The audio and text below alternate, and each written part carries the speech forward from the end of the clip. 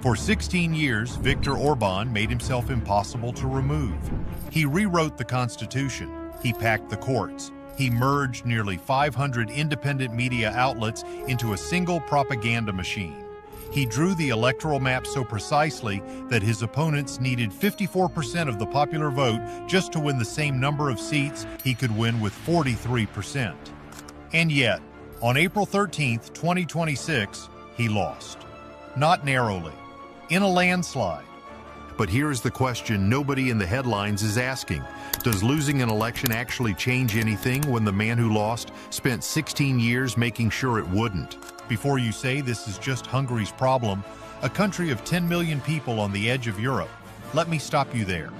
Because for the last 4 years, one man in Budapest has had the power to block the entire European Union. Every sanction on Russia, every aid package for Ukraine, every decision requiring unanimity from 27 member states. All of it could be, and repeatedly was, vetoed by Viktor Orbán. 90 billion euros in aid to Ukraine sat frozen, not because of military failure, not because of diplomatic breakdown, because of one man in one country with one veto. That is the power that just changed hands. And what happens next will determine whether Europe can finally act as one or remain permanently hostage to its weakest link. The headlines have been straightforward. Democracy won, the autocrat lost. Europe breathes easier. And on the surface, that's true. Péter Magyar, a former Orban insider, ex-husband of his justice minister, turned whistleblower, then opposition leader, then prime minister-elect in just 2 years. His TISA party secured a parliamentary supermajority. The crowd outside the Hungarian parliament chanted 2 words all night: Russians, go home. But here's what the headlines aren't telling you. Orban didn't just hold power for 16 years, he engineered a system designed to outlast him. The Constitutional Court is still packed with his loyalists. The Budget Council, which can veto any government spending plan, remains under Fidesz control. His media empire, built by merging 500 independent outlets into one entity, still dominates provincial Hungary. And the electoral map he engineered remains in place. Péter Magyar won the election. But Viktor Orbán's fingerprints are still all over the state. So here is the question nobody is really asking. Can a democracy actually undo 16 years of deliberate institutional dismantling through a single election? And if the answer is not easily, not quickly, maybe not at all, then what does that tell us about every other country where this same playbook is currently being run? Because Hungary is not a unique case. It's a case study. And the world's most powerful leaders were watching this election very closely, from Brussels to Washington to Moscow, because they all understood something the headlines missed. This wasn't just about Hungary, it was a test of whether this model is reversible. To understand what just happened, you have to go back to June 1989. Budapest. Hundreds of thousands of Hungarians in the streets, demanding the Soviets leave. A 25-year-old law student steps onto a stage and delivers a 6-minute speech that will make him the most famous person in Hungary overnight. His name, Viktor Orbán. He co-founded Fidesz, the Alliance of Young Democrats, as a center-left anti-communist student movement. In the first free elections of 1990, they won 22 seats. Young, liberal, democratic, fighting for freedom from an oppressive, foreign-backed system. By 1998, Orban was prime minister at 35. He lost in 2002, came back, and in 2010 swept back into power with a 2/3 parliamentary majority, the kind of majority that lets you rewrite the Constitution, which is exactly what he did. Here is the thing about 2010 that most people miss. Orban didn't abandon democracy. He used democracy to legally dismantle the checks that make democracy self-correcting. He changed judge appointment rules, removed age and term limits, packed the courts with loyalists, rewrote media laws to give his allies control of the regulatory body, redrew constituency lines so that his 43% could beat their 54%. By the time anyone fully understood what was happening, it was already done, and it was all technically legal. There is a concept in political science called institutional capture. It's not the same as a coup. There are no tanks, no suspended constitutions, no emergency decrees, at least not openly. Institutional capture is slower, quieter, and far more durable.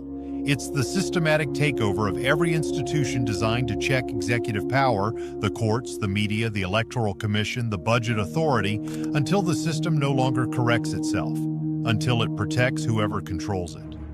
Think of it like this. In a healthy democracy, institutions are the immune system. They identify and reject threats to the body. Institutional capture is the political equivalent of an autoimmune disease, where the immune system is turned against the very body it was built to protect. Orban didn't invent this playbook, but he perfected it inside a NATO member state, inside the European Union. And that made Hungary uniquely dangerous, because it had access to every lever of European power with none of the accountability those institutions were supposed to enforce. The EU froze approximately 17 billion euros in funds, around 9% of Hungary's entire GDP, because it could not verify the money wasn't being funneled to Orban's network. According to the Financial Times, 40% of all Hungarian government contracts went to just 13 of Orban's associates, totaling more than 28 billion euros. Hungary became the most corrupt country in the EU, scoring the same on transparency measures as Burkina Faso. And through all of it, Orban positioned himself not as a corrupt autocrat, but as a sovereign defender, fighting Brussels, fighting liberal elites, fighting Ukraine, fighting whoever the enemy needed to be that week. The scale of what Orban built only becomes clear when you look at the numbers. By the time of this election, Russian oil accounted for 93% of Hungary's energy imports, up from 61% before the invasion of Ukraine. Hungary had become more economically dependent on Moscow after the war than before it. Meanwhile, Orban's foreign minister was holding regular back-channel calls with Russian Foreign Minister Sergei Lavrov immediately after EU Council meetings. A phone call later leaked by Bloomberg revealed Orban offering to be, in his own words, the mouse to Putin's lion. Inside Hungary, the picture was equally stark. The economy entered recession in 2023. GDP contracted 0.9%. Inflation hit 17.2%, the highest in the entire European Union. Real wages stagnated, and the frozen EU funds meant the government could no longer distribute the regional money that small business owners and local officials had depended on for years. That last point is the one most analysts missed. Orban's political machine ran on patronage. EU funds flowed to loyalists. Loyalists delivered votes. When the EU cut the funds, the machine began breaking down, not from the top, but from the bottom, in the provincial towns where Fidesz had always been strongest. Péter Magyar understood this. His campaign wasn't built on liberal values or EU federalism. It was built on corruption, made visible. He crisscrossed all 106 constituencies. He showed voters the football stadium built with public money in Orban's hometown of Felsut, a village of fewer than 2,000 people. He made the abstract concrete, and it worked. Turnout on election day reached 77%, the highest since the fall of communism. TISA won 93 of 106 constituencies. They secured 138 seats in a 199-seat parliament, well above the two-thirds supermajority threshold needed to begin amending the constitution. Orban conceded with just over half the votes counted. Hungary's currency surged to a 4-year high against the euro the following morning. So what comes next? There are 3 realistic paths. The first, rapid realignment. Magyar moves quickly, unfreezes EU funds, drops the veto on Ukraine aid, and begins rolling back the constitutional damage.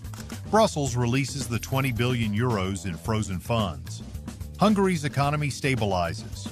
Europe closes its most exploited internal vulnerability.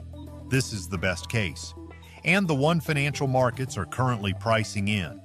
The second, constrained reform. Magyar wins the election but finds the institutions nearly impossible to move. The Constitutional Court blocks key legislation. Fidesz-aligned media poisons public opinion in rural areas. The Budget Council vetoes spending plans. Reform happens, but slowly. Too slowly for Brussels and too slowly for voters expecting immediate change. Orban bides his time, rebuilds the base, and returns. The third, and the one nobody wants to say out loud, is that the system proves more durable than the election. That institutional capture, once complete, cannot be undone through normal democratic means without a level of political will and sustained international pressure that may simply not materialize.